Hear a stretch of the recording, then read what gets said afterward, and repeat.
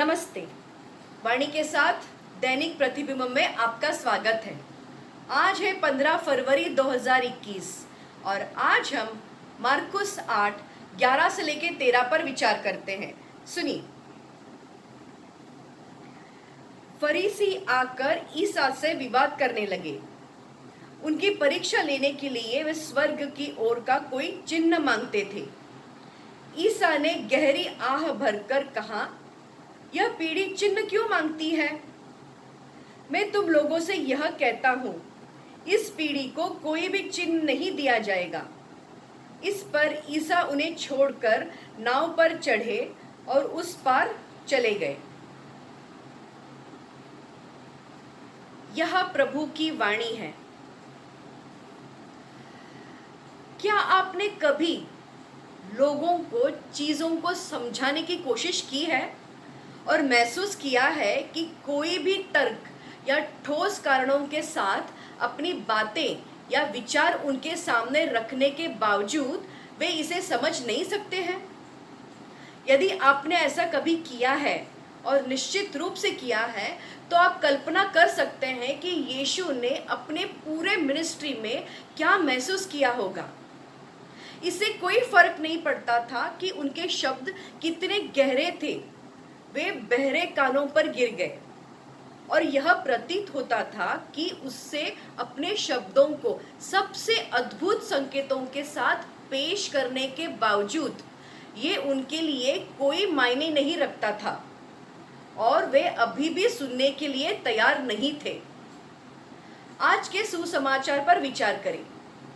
यीशु ने 4000 लोगों को खिलाने के लिए सिर्फ 7 रोटियां और 2 मछलियों की संख्या बढ़ाने का चमत्कार किया था। बस एक पल के लिए उस पर विचार करें। चमत्कार का शब्द फैल गया और फरीसियों के कानों तक पहुंच गया, जिन्होंने जांच करने का फैसला किया। वे यीशु के पास आए और उसे सवाल करने लगे।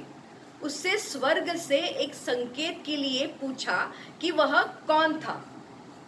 पवित्र शास्त्र कहता है कि यीशु ने गहरी आह भरी।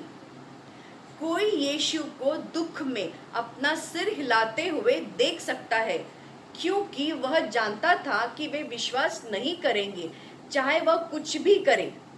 वे इस संकेत को समझाने का एक तरीका निकालते, जैसे कि वह एक जादूगर था जिसने उन्हें पार्टी की चाल के साथ बेवकूफ बनाया था। उदाहरण के लिए, वास्तव में क्या हुआ? उन्होंने मछली और रोटियों की संख्या को बढ़ाने का चमत्कार के बारे में यह कहा कि किसी ने उसके पास जो थोड़ा सा भोजन था उसे अपने साथियों को साझा किया और जो उसने किया उसे देखकर दूसरों को प्रेरित किया और इसी तरह हर कोई खा पाया। पागलपन है ना? लेकिन क्या ये आप जानते हैं कि वास्तव में पागलपन क्या है? हम आज केवल अविश्वासियों से नहीं, बल्कि उन लोगों से भी यह बात सुनते हैं जो खुद को ईसाई कहते हैं। ईश्वर के दिव्य प्रतिरूप और समानता को प्रतिबिंबित करने में असमर्थ हम अपनी मानवीय प्रतिरूप और समानता में ईश्वर को बनाने की कोशिश करते हैं। यह परिणाम दर्शाता है कि हम कैसे व्यवहार करते हैं। जब हम दूसरों के प्रति अक्षम्य और निर्दयी होते हैं, तो हम यीशु को एक अक्षम्य और निर्दयी ईश्वर के रूप में चित्रित करते हैं। हम उस समय की बात करते हैं जब वह लोगों के साथ कठोर था। हम यह नहीं देखना चाहते हैं कि वह जिन लोगों के प्रति कठोर था वे वही थे जो अक्षम्य और निर्दयी थे। वह केवल क्षमाशील, कृपालु और दयालु था उन लोगों के प्रति जिन्हें क्षमा और कृपा की जरूरत थी। यही कारण है कि उसने अपने समय के धार्मिक नेताओं से कहा, पापी तुम्हें स्वर्ग से हरा देंगे। मत्ती 21:31 में देखें। लेकिन ऐसा होना जरूरी नहीं है। आइए हम यीशु के वचनों को खुले दिल से सुने, ताकि जब वह हमारी ओर देखे वह आह नहीं भरे।